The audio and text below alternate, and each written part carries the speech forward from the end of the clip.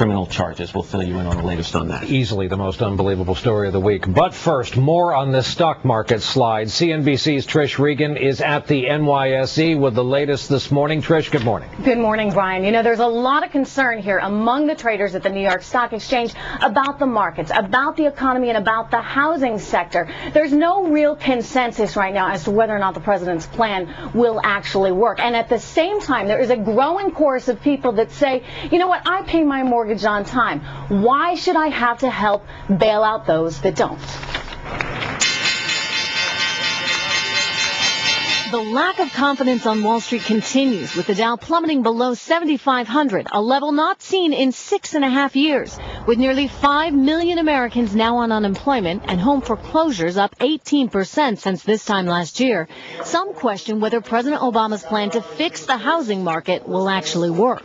The government is promoting bad behavior. CNBC's Rick Santelli, who covers the Chicago Mercantile Exchange, whipped up a frenzy when he called for a revolt from the trading pit against government money bailing out homeowners who are in over their heads. This is America. How many of you people want to pay for your neighbor's mortgage that has an extra bathroom and can't pay their bills? Raise their hand. How about we all?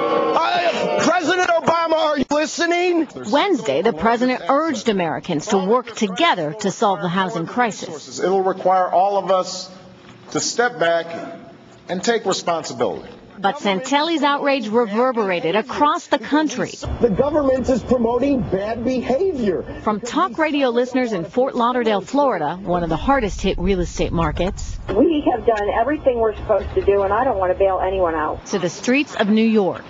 I feel that they have the mortgages and it's their responsibility to pay them. President Obama's plan to save the housing market by stemming foreclosures will not only cost taxpayers $275 billion, but also, critics say, will set a bad precedent. Why pay your mortgage if the government will ultimately bail you out? So it is a bitter pill to swallow, but it's one we need to swallow so that the financial system, the economy, don't slide away. You know, one thing I want to mention, and Brian, this is something that you and I have spoken about, is that 92% of Americans are still paying their mortgages on time. So this is very much an issue of confidence, basically fear about the future, because you have a lot of adjustable rate mortgages that will be resetting. And the concern is that many Americans may not be able to afford their mortgage payments in the future, Brian. Trish Regan down at the NYSE this morning.